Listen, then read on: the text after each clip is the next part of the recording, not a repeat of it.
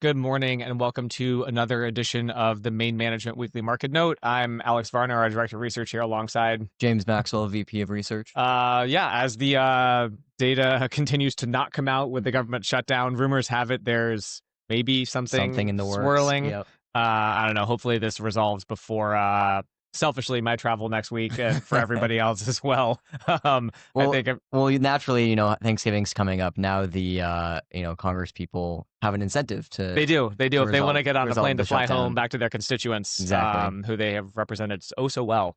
Anyways, on the performance side, the trailing week was a little more negative.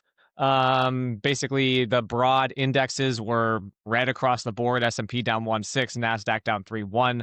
On the sector side of things, they were split, but really led to the downside by consumer discretion, comm services, and tech. Tech was down 4.2, as you saw, kind of a resetting a bit of some of those lofty valuations. I think maybe there's this bit of a pullback here. I don't know how much it's, things are back up this morning, up 1%. It feels like very choppily, oh, the AI story is done, the AI story is back on. It's so, especially when you get this high evaluations, you kind of naturally see just more volatility. Yeah. And you see kind of air pockets a little bit more frequently. And then I think people see those and they buy back in and then, and then it runs it back up the next day. So we'll see on that going forward. Recession dashboard, not hugely changed. Again, kind of data dependent here, like the Fed likes to say. Everybody's driving in the fog right now. So we're just kind of holding steady on these. As far as the data goes, so we were supposed to get, no, that's a lie. We were getting non-farm payrolls, but those they were supposed to come out this past Friday. ADP, the private version of that, which again hasn't historically had a huge correlation. They kind of have these weird numbers where they'll come out on Wednesday before non-farm payrolls. Sometimes they jive, sometimes they don't. But magically, when they don't jive, they get revised back to be closer to the BLS. So, there's a little bit of a trickeration, I think, going on there. But in any case, this is what people are looking at this week. Non-farm payrolls are up 42,000 in October, solidly above forecast for a 25K gain. September was revised up to 29K lost. That's still job losses in 3 of the last 5 months. You can see that kind of 6-month moving average is down at its lowest level in a couple of years. The bigger concern here is on the right is that all the hiring was done by large firms. That's 500 people plus. They accounted for 74,000. So it's good that on net more are hired than cut. The problem is that small and medium firms really haven't been hiring. Small firms are down, 5 of the last 6 months, and medium are down 4 of the last 5. And the issue is, as we show here on the left, you can see that combined small and medium firms account for 81.5% of employment. So you need to see those firms hiring in order to really drive the overall employment picture. Again, large firms have been steadily taking share. They're up to 18.5% of total employment, which is their highest ever. But again, the small and medium firms are really kind of, as they say, Main Street, and those are what drive the general labor market. So we'd like to see them start hiring again. On the year-over-year basis, everything's slowing. Large firms lead the way up. What are they still up 2.2? Medium firms are up 0.7, and small firms are now up just 0.1%, which is the smallest since March of 21. We were coming out of the pandemic distortion. So not great to see those basically flat year over year, and total payrolls are up 0.7. Yeah. So I think, hopefully we can start seeing these small and medium firms turn it around a little bit, but for right now it's not a great shift in that dynamic. But again, 42,000 jobs on the upside, you'll take what you can get. Yeah. Beggars can't be choosers when you're kind of looking at a moderating employment market. We also got the Q3 household debt figures. That accelerated for the basically third quarter in a row. It was up $197 billion quarter over quarter. It's the biggest dollar rise since Q4 of 2023. Mortgage debt, not surprisingly, responsible for the bulk of that at $137 billion, followed by credit cards at $24 billion. Interesting, auto loans were flat. Those did not increase at all quarter over quarter. They've been slowly decelerating overall. On the right, you can see the total household debt level. It's kind of hard to believe, but that thing's up 30% since the pandemic. And it's from the prior peak in 0809.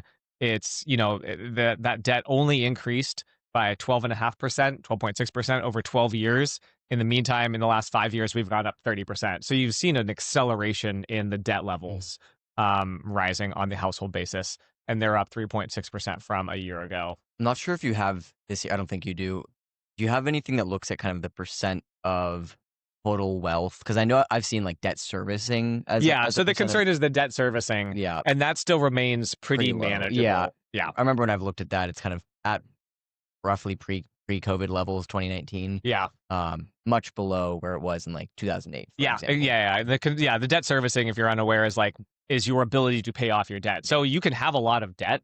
That's fine if it's a small percent of your assets, or even if it is a large percent, if you can pay the monthly payments as percent of disposable income. Exactly. Then it's not as much of a concern. Kind of the absolute level is worth looking at. But again, what really matters is, can you actually pay off that debt? And we talk about that on the right here, where you look at the delinquency status.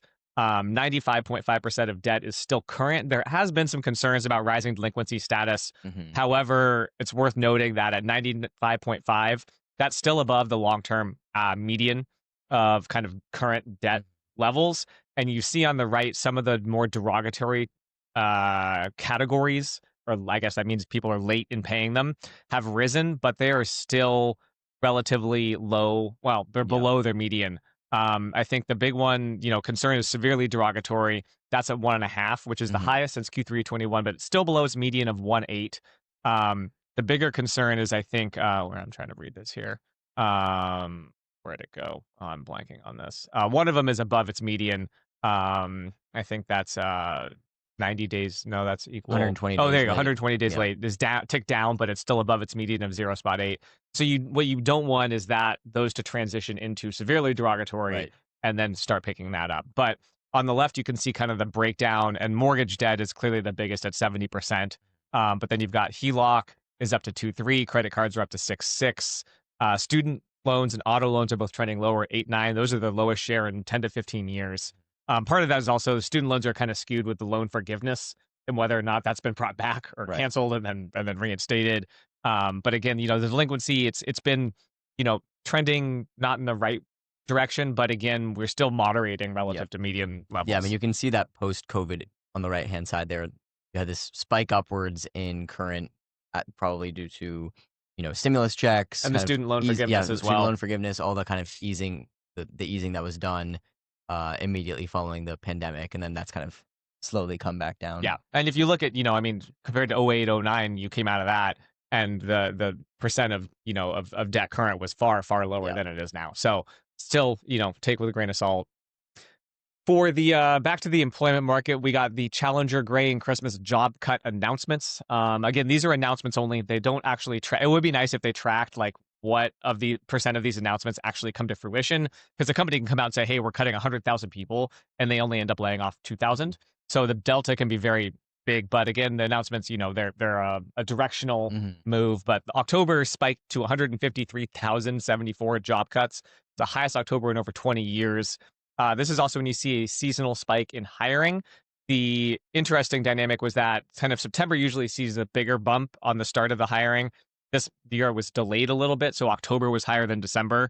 And if you look at them combined, this year they were 400K versus the historical average of those 2 months at 663,000. That's a 40% dip or decline from historical levels. So the seasonal hiring has been weaker than expected, than hoped, I guess. Maybe that continues. You get a little bit more of that delay show up in November, but again, we'll see. But basically, year to date, cuts are now over 1 million, which is kind of wild. It's the highest since 2020, while hires are at 488,000. And with the bulk of seasonal hiring behind us, it looks like 2025, this will be the first year where we get cuts outnumbering hires on the announcement side of things, which we've not had since they started tracking hires back in 2012. One thing this does make me think of, and I don't think you have a chart on it in here, but the weekly unemployment claims have been pretty stable, right? Yeah. The at least the continuing claims. But the layoffs, or these announced layoffs, I guess maybe part of that's because they're announcements.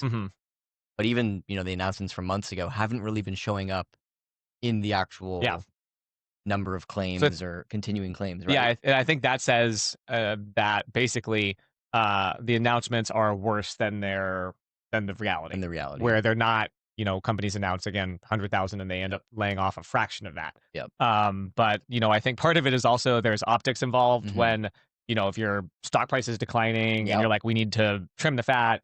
so we're going to announce a lot around the layoffs. Mm-hmm. Then the stock price responds because investors are like, oh, good, they're going to make some changes, and it changes the perception that the company and management are willing to make hard decisions. One of the interesting narratives that I've heard is that, companies under pressure right now, a lot of like consumer facing companies, especially, they are getting pushed for higher margins, and you can't really in this environment raise prices, at least without pushback. The CEO can't come out and say, hey, we're raising prices across the board. So they cut it from the bottom up, not from the top down. So they'd rather go out and say, okay, we're going to cut expenses, we're going to cut labor costs, we're going to announce these rounds of layoffs. Whether or not those actually happen, it's good for the stock, good for the company. That's just something to keep in mind, is kind of what the incentives are here. Yeah. And then, when you kind of look at it, where are the cuts? So they ask both, they look at it on an industry basis. On the right, we show net hires. So that's hires announced, less cuts announced. And a lot of there's been some hand wringing about tech. Oh, these huge cut announcements. Well, they've announced 116,000 more hires than cuts this year. So while the cuts are getting the headlines, because if it bleeds, it leads, it actually, the reality is that tech has hired 100,000+ people. Warehousing is really the big, government is still feeling the effects of Doge, which essentially on the left, you can see Doge actions are, cited as being responsible for 294,000 cuts. But that number was 0 in October. So basically we think, Doge has run its course. It's done the cuts. They're off the back, while AI is the fifth or sixth down there on the left. But that wasn't a category at the beginning of the year. That wasn't a reason that companies were citing. So AI is moving up. It's responsible for 48,000 cuts right now, at least that firms have announced. And then on the right, going back to the industries, you can see warehousing, Doge, again, government leading the way down 294. That's almost 1-to-1 Doge to government net hires. But warehousing is the next to 85,000. They had a big cuts announcement in October, and they are at 90,000 cuts versus 5,000 hires, so that net 85,000. And if you think about it, that's a very low hanging fruit. We've got Waymos driving around in San Francisco that are navigating live moving cities with humans. So the ability, if a company can figure that out, then they can probably program a forklift inside of a static warehouse to go pick up a box from row X, shelf Y. So I think that's been a very ripe area, an easy area to implement when you think about inventory tracking, pulling stock, putting stock, literally physically moving these boxes and pallets. That's something that's very easily automated. So you're seeing that show up in the warehousing, I think. Switching gears a bit here, we got the October PMIs. This is the S&P figures on the manufacturing side, which is on the left. You have kind of the major global players. Services are on the right, but the U.S. moved up to 52.5. China ticked down to 50. Japan was down to 48.3. That's the lowest in basically a year and a half. The JPM, the global index, inched up to 50.8, and the Eurozone has been seeing some strength up to 49.8, trying to break back above 50. The BRICS were up 51.5, despite kind of China's weight on them. The services sector, more positive than negative here as well. The U.S. was up to 54.8. It was downwardly revised from the flash, but still above initial expectations. China and Japan ticked down, JPM global up, and the BRICS average was up to 52.7. And then Eurozone, again, worth noting here, it's up to 53, which is the best since May of 24. So you're seeing some, hopefully, strength in the services sector on the Eurozone. And then within the U.S., the ISM figures, so the ISM is a little bit broader in scope than the S&P. There are different index methodologies. But ISM showed a far more mixed picture on the left, and a more positive reading on services. On the manufacturing side, new orders and employment improved, while prices, inventories, and production kind of weighed on the overall reading. And then prices are the only thing above 50, which isn't great. Everything else is below 50, which is contraction territory. But then on the services side, everything improved. The services PMI is at 52.4. That's the best since February. Prices isn't ideal. That's up to 70, which is the highest since October of 22. Wow. But employment is in contraction. So that's the only component still in contraction, but again, starting to hook up. So it's good to see more up than down there on the ISM side. But I think broadly speaking, these PMIs have just kind of been steady as she goes, slightly expansionary, which is better than contractionary, but nothing kind of gangbusters really standing out here, kind of plodding along. And then we got the National Retail Federation and PricewaterhouseCoopers. They kind of came out with their holiday spending reports last week. Both of these charts are from the National Retail Federation, but consumers are planning to spend $890 this year, on the left. That's down from 902 in 2024, but that's still the second highest level on record. And I think that plays into the sentiment being a little bit weaker, inflation continuing to weigh on people. And then they said that, looking at the breakdown, $628 is going to gifts, and the rest is going to kind of food, seasonal items, so like decorations, food, etc. But there's the bifurcation where you see kids are planning to spend more. Families without kids, all adults are planning to spend less. So people are gonna spend on their kids regardless, I guess, and having a child. Yeah, probably the case. And then it's worth noting that PricewaterhouseCoopers conducted their survey in June, which tariffs are far more front of mind. But their respondents also saw and were forecasting a 5% drop in average holiday spending. So we'll see if that comes to fruition. But kind of from the forecasting standpoint, things are anticipated to be on the margin a little bit weaker this holiday, season spending than last holiday season spending. One of the good things, and we'll touch on this in the next week or so, is Thanksgiving.